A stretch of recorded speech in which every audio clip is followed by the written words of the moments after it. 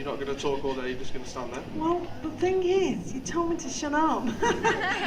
So I'm just leaving you to it. Fair point. No one's ever been that rude to me, not even my husband. That's what I was told to be like. Just while that's searing, I'm going to do a bit of a dressing for it. Now, in the book, all I was doing was a lemon and olive oil. Now, I don't know how many chefs that you've known, but a cookbook is only there as a guide. It's not a Bible. If you pick up, we're all the same. If you pick up a cookbook, you look at the ingredients, you adapt it to what you want it to be. Well, I'm exactly the same with my own recipes. I pick up my own recipes, look at it, change it, add something else, take something away. It's all up to each other's preference. So I'm just going to add a little bit to this from what's in the book. The lemon, if you roll a lemon before you cut it, it'll give you double the juice. Purely because all you're doing is soften it up. So half a lemon squeezed.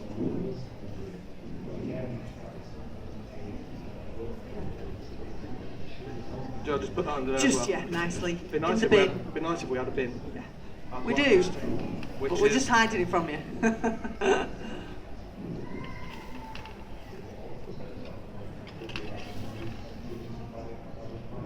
Right, quickly take mackerel off. Throw it in the fridge, just leave it to cool. That's the first sizzling sound that we've had all weekend, isn't it? Is that good or bad? Yeah, that's good. It's making right. my mouth water. Yay!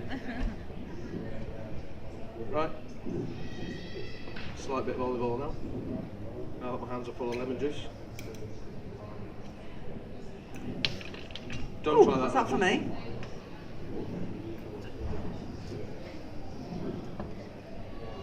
Quite a bit of olive oil. Are you a trained chef, Mike, or have you learned No, as you're going along? I've been doing my job. About a teaspoon of honey, just to sweeten it off. That's the bit I've added. No, I've never trained in a college or a university or anything else. I've been doing my job now for 23 years, on and off. And to be honest, I had a break from it for a while because you got to the stage where I thought, you know, enough's enough. So I got out of it. Can you just get Go me? on. What are you looking Oh, that's for? right, I've got it. I got out of it for a while, but I come back to it. I found a place where I'm working at the minute, which allows me to do pretty much what I want when I want. So, and I think that's what I was missing. I needed that break. Sorry? Yeah, I work at a place in Garstang. It's a place called Old Holly Farm. Oh gosh, you're near me. It's, am I? Really near me. I'm in Longridge. Oh right, well, Yeah. one of my Maybe chefs we'll come lives in back Longridge. Right. And it's a working dairy farm, and it's a petting area and so on, and we generally use all the produce we use is homegrown produce or locally sourced produce as far as we can. So, but I've been there now 5 years. So, do we have a whisk or? No, just a fork. We're not posh. Type of a kitchen, is You're it? supposed to bring everything with you. All right. Bring my own cooker. No.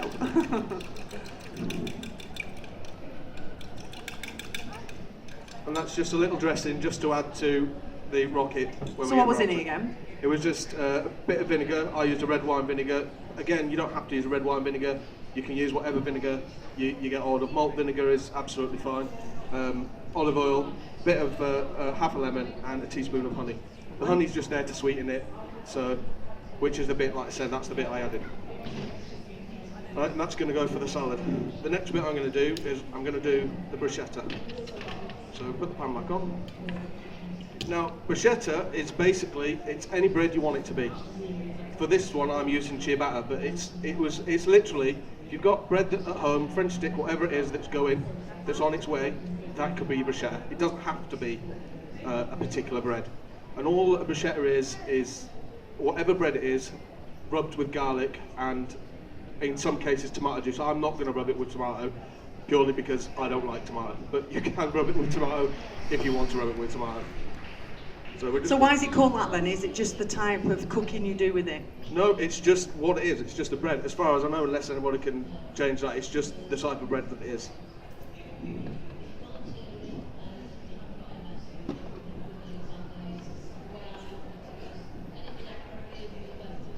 Is this on the menu at your place? It has been before. So in fact, when John asked me if I'd come over, it was actually on the menu. It wasn't with the St George's mushrooms, which I'm going to use today, but it was with a selection of wild mushrooms, which is why I thought of it, obviously. Are these mushrooms that you've foraged, Mike, so that you've just done a I was foraging out this course, weekend haven't you? foraging especially for this with St George's mushrooms, aptly named because obviously they come out this time of year, which everybody knows it's St George's Day, or it has been. So they're called the St George's mushrooms. Don't ask me the Latin name, I really don't know. And the garlic really now is coming to the end. Once it starts to flower, really, although you can still use it, the leaves become tough.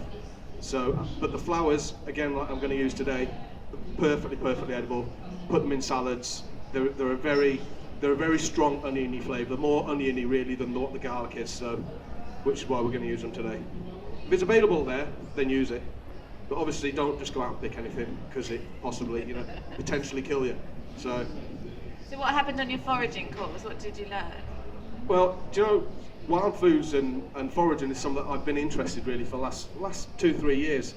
And my wife bought me a thing for Christmas to go out foraging with a local food expert on, and he's done his degrees and whatever. And I went out and did it last year, and it was probably one of the best things that I've ever done. And you don't realise how much food there is around you until you've actually been on a course like this and people have shown you what there is. And I went walking, I'm out every day with the dog, and the amount of things that I see now, the amount of mushrooms that I see that obviously will kill you or not kill you that you can use, but the amount of foods that's out there that's available to people just to go out and forage and use is absolutely remarkable. And as long as you take heed with professional training with it, so that you know what you're taking and what you're not taking, and as long as you leave some so that other people can come and use that same source of food is amazing. And again, if I can at work and I can use wild food, I do, because it's available to us. We all used to use it years ago, so why can't we use it now? So, right, oil. What have we got?